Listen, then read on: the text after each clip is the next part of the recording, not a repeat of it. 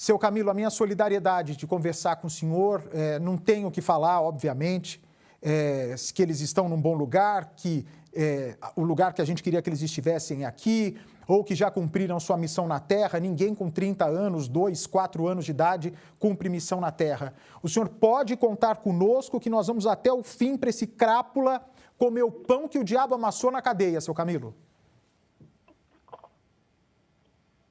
Oi, seu Camilo. Oi. O senhor me ouve? É o Bate que está falando com o senhor. Tô ouvindo. Nossa sinceridade, a gente não tem palavra para expressar, um perdão do sentimento, mas o ódio que a gente carrega por esse homem que fez essa atrocidade com a sua filha e com seus netos. Nós, na segunda-feira, nós estivemos na casa dela. Segunda-feira. Aí nós jantemos com eles, lá com ela e os meus netinhos, e daí depois nós íamos embora. Mas quando nós estávamos lá, ele estava passando mensagem para ela, e daí ele agarrou e pediu para ela que ela tinha que ir na terça-feira, e tinha que ir num advogado dele, e ele queria arrumar a pensão das crianças, né? Aí só que ela era para sair do serviço, pegar as crianças na creche e já embarcarem no carro, e daí ela foi, né? Ela foi, e daí eu moro a distância de uns 30 quilômetros longe da casa que ela morava. Então daí a gente não ficou sabendo nada. Daí ontem de tarde, perto já bem dizer de noite, então as amigas dela agarraram e começaram a ligar para minha outra filha, que mora aqui também. Daí ela ligou para mim, nós conversamos um pouco, daqui a pouco, daí nós fomos para Presidente Getúlio. Então, aí nós fomos para Presidente Getúlio, chegamos lá em Presidente Getúlio, fomos na delegacia civil daquele município, mas não tinha plantão, não tinha ninguém para nós atender. Aí nós fomos até na casa do Girso, do ex-marido da minha filha, né? E daí, então, fomos até na casa dele, chegamos lá, ele não estava em casa primeiro. Daí nós garremos, saímos por ali para ir na casa do irmão dele. Daí para ver se a minha filha não estava lá, né? Aí então quando nós ia indo, nós se encontramos com o Girso, que passou de carro que nem um foguete por nós, né? Aí passemos lá na casa do irmão dele, o irmão dele estava por casa. E daí depois, quando nós andamos por a praça, andamos por tudo que era lugar, campeando a minha filha, né? E daí nós não conseguimos achar, então nós garremos, voltemos na casa dele. Fomos lá no apartamento que morava minha filha, só tinha 2 janelas abertas, né? E daí nós garremos então e saímos de lá, o mais estava tudo fechado, saímos de lá, fomos de volta na casa dele. Isso já era ontem, à meia-noite já era. Daí chegamos lá, e esse irmão dele, que nós tínhamos passado na casa dele, que é o Giovanni, e esse estava lá na casa do Girso. Daí eles estavam conversando de cá e de lá, e nós chegamos, conversamos, que a gente não acreditava que esse cara tinha coragem para fazer tanta coisa assim, né? Uma brutalidade desse tamanho, né? E daí então nós falamos com ele, se ele não sabia notícia, porque se ela saiu junto com ele tinha que saber uma notícia ou outra, né? Aí, mas ele não falou nada, ele disse que não sabia de nada. Daí eu disse para ele, diga amanhã cedo, que era hoje, né? Diga amanhã cedo, diga eu vou de atrás, eu vou na polícia. Digo nem que eu vou na central lá em Rio do Sul. Digo, mas daí eu vou acionar a polícia para ver, porque a minha filha não é de fundo sem choro. Aí ele disse, não, você não pode ir atrás da polícia porque ela tem uma medida protetiva contra eu, e daí a polícia pode me prender. Ele disse para mim. Só uma dúvida, peraí. Ela tinha uma medida protetiva contra ele? Ela tinha uma medida protetiva contra ele. Mas ele já tinha agredido ela alguma vez? Feito alguma maldade assim? Ele já tinha agredido, já tinha ameaçava ela de volta e meia, de morte. Eu já fui daqui da minha casa, lá na casa, buscar ela um dia, tarde da noite. Ela me ligando, desesperada, que ele com o revólver queria matar ela, né? Porque ele tinha um revólver e tinha uma espingarda. Tudo dentro de casa e ameaçava, né? Então ela tinha medo.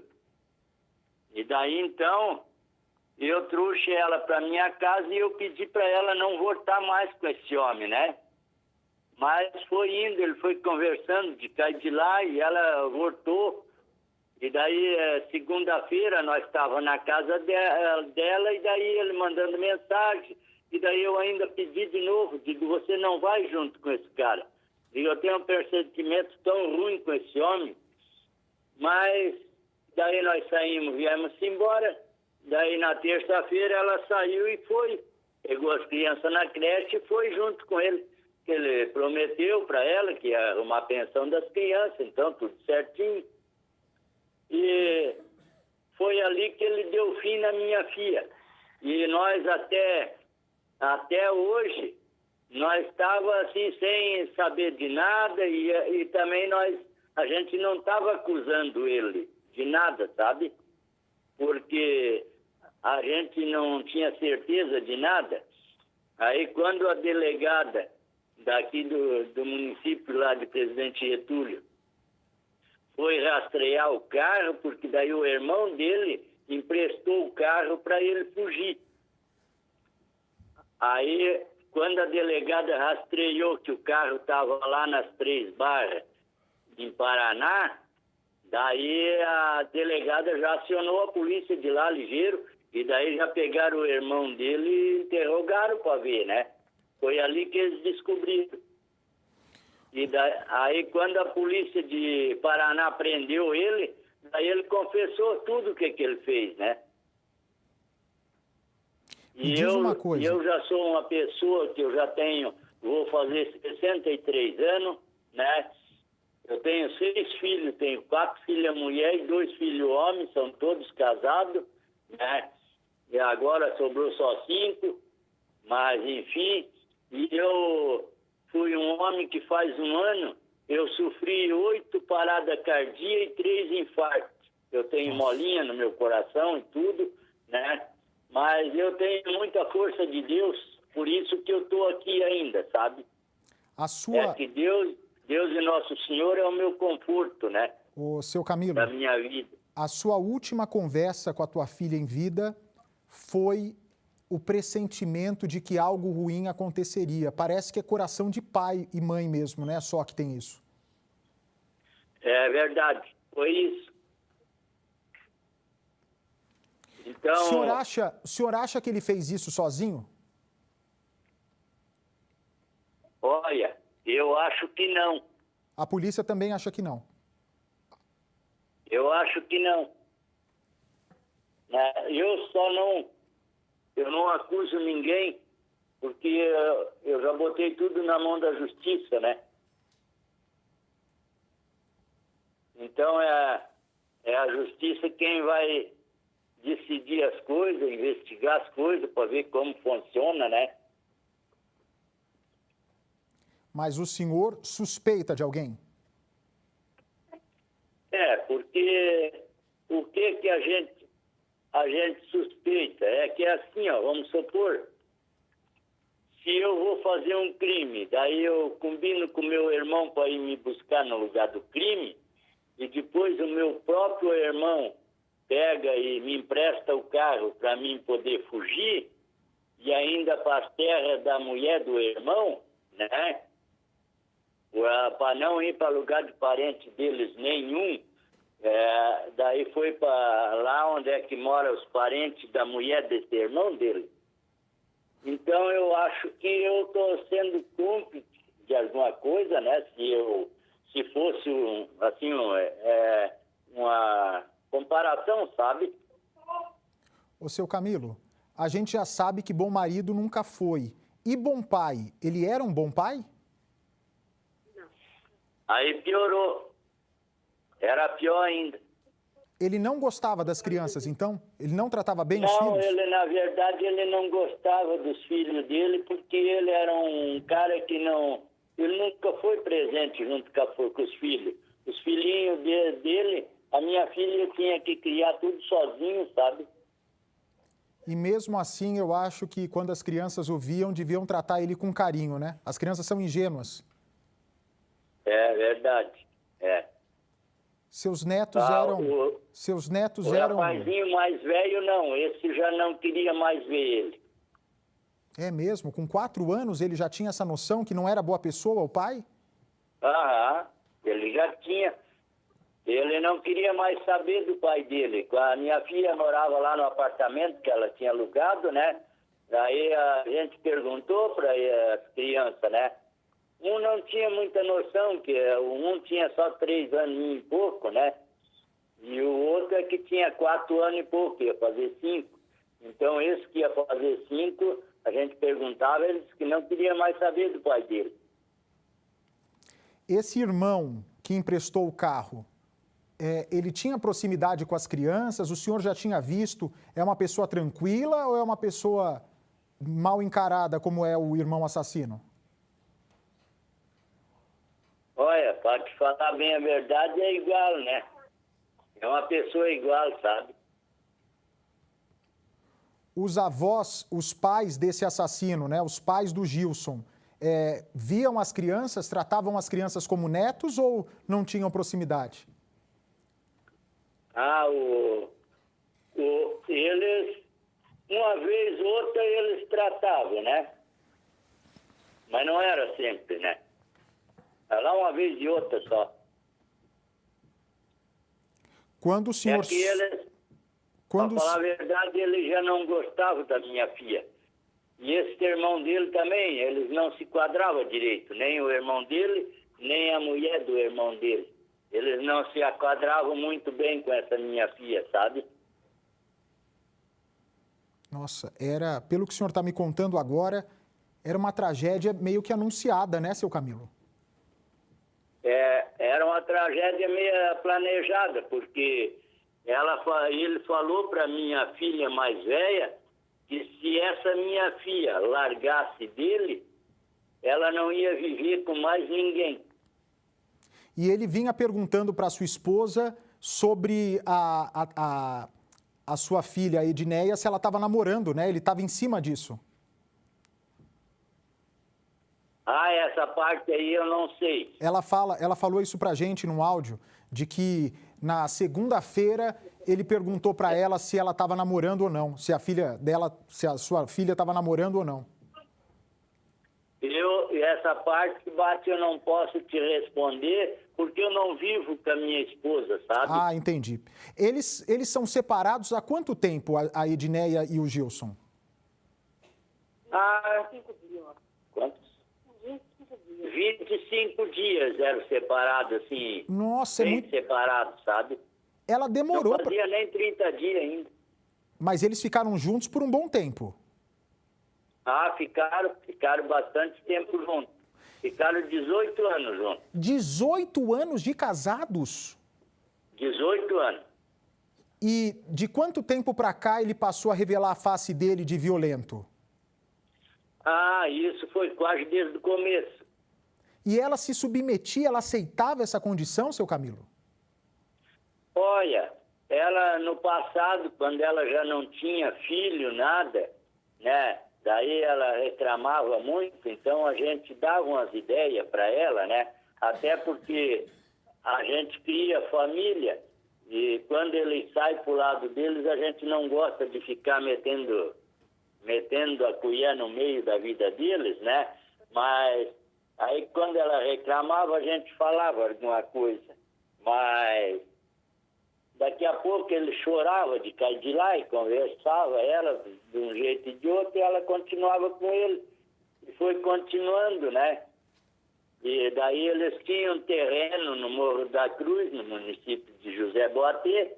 Daí foi um dia que eu tive que ir lá buscar ela, que ele queria matar ela porque ela não queria aceitar ele vender aquele terreno. Ele disse para a polícia que matou a Edneia porque a Edneia fez ele contrair dívidas. Não, a dívida ele contraiu de livre e espontânea vontade, porque eles moravam, os dois, moravam alugados. Eles, quando vieram de José Boatê para Presidente Getúlio, eles alugaram a casa, eles moravam alugado, né? E a minha filha trabalhava numa malharia, né, de costureira, de roupa, né? E muitos anos, desde quando ela tinha 13 anos, ela começou já a costurar, né? Então, essa minha filha, ela sempre trabalhou. Ela não tinha, assim, que nem diz ela, se você quer fazer dívida, né? Você que sabe, ela não quis contrariar ele, né? Aí ele disse, eu vou fazer uma dívida grande, né? Aí ele tinha comprado. Lá na roça eles compraram um trator. Depois ele comprou, quando saiu da roça, comprou um caminhão e comprou mais um muque, né? Aí ele começou a comprar mato de madeira do povo, não dava conta de pagar e dava tudo em cheque pedatado. Aí o povo ia para cima dele, que queria receber. Aí ele pagava um e outro não. E assim, daí ele vivia nervoso. Daí eu falei para ele, digo, você não deve fazer um monte de dívida. Pois tu não dá conta de pagar, tu fica meio louco. Daí ele disse, não, mas hoje se não fizer dívida, a gente não tem nada. Então, e daí foi que ele comprou um chão com a casa também, financiado para o banco, né? Aí ele comprou o chão com a casa para eles morar, financiado. Daí então piorou a situação da minha filha, né? Ô, seu Camilo, qual foi a pior ameaça ou agressão que ele fez para sua filha?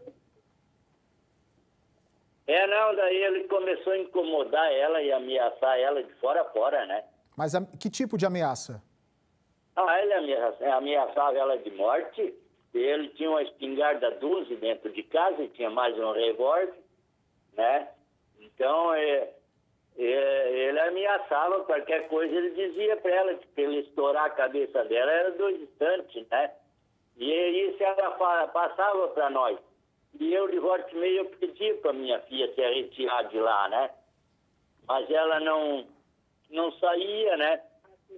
Ela tinha medo dele matar, uma vez que eu trouxe ela para minha casa, e ela estava com medo que ele vinha invadir até a minha casa.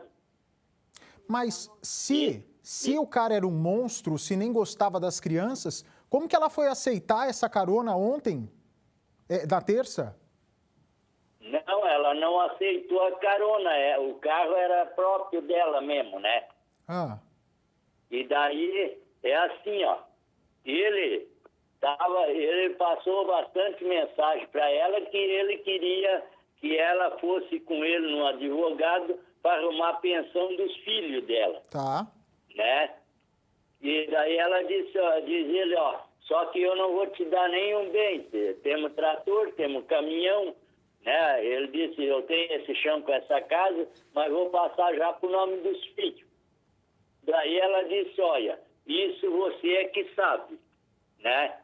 Só para entender, peraí, na terça-feira, quando ela desapareceu, ela estava no carro próprio, que é esse que foi encontrado queimado, indo para o escritório do advogado para encontrar ele, é isso? Foi isso mesmo. E aí... Mas junto com ele. Ele estava no carro dela. Ele estava junto no carro dela.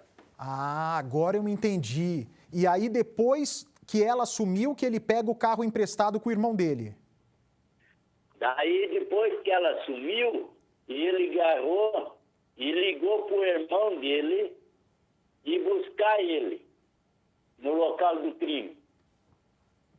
Lá na Ribanceira. É.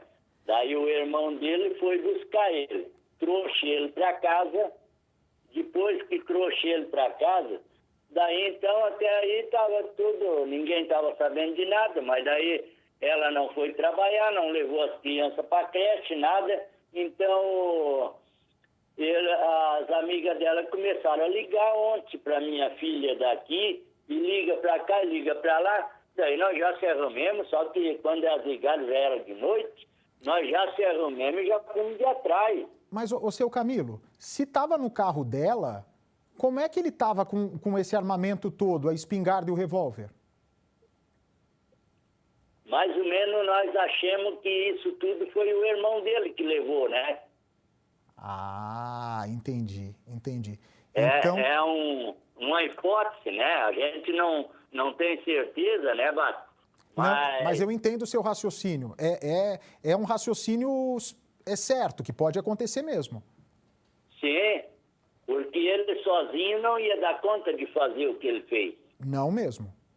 Isso, se é o irmão, eu não sei. Agora, sozinho, não teria como realmente fazer uma maldade dessa. Não, sozinho ele não dava conta, porque a minha filha também era uma mulher muito forte, sabe? Ela não era gorda, ela era magra, mas tinha bastante força. E ela lutaria pesadamente pelos filhos, imagina. Não, ela cansou de dizer. Ela dava vida para os filhos dela, né? Mas se tinha medida protetiva, por que ela botou esse canalha dentro do carro, meu Deus do céu? Mas é verdade. Isso aí até nós, a gente está pensativo até agora, né? E parece que nem me caiu a ficha ainda, que a minha filha, daqui a pouco já vou estar velando ela. Nossa. Seu Camilo,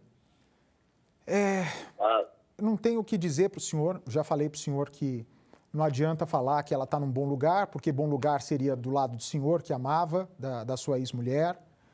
Não dá para falar que eles cumpriram a missão deles aqui na Terra, porque ninguém cumpre missão com tão jovem quanto ela e quanto essas crianças, que eram a coisa mais linda do mundo. Mas que Deus, nesse momento, saiba dar a sabedoria necessária para o senhor seguir esse luto, quando a ficha realmente cair, para que o senhor se sinta amparado, se sinta confortado e saiba que esse seu depoimento é de extrema importância para saber se talvez a maior vítima da história, que é o senhor e a sua ex-mulher, né, que estão vivos para presenciar essa tragédia, né? A Edneia não está mais aqui, o Luan e o Lian não estão mais aqui.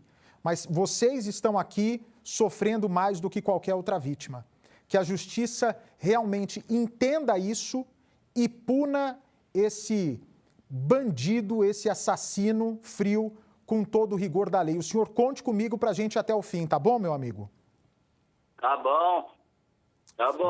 Força, Fica tá? muito obrigado, eu agradeço vocês. Força, amigo, força. Que Deus dê sabedoria para o senhor. O senhor vai precisar. Um grande abraço.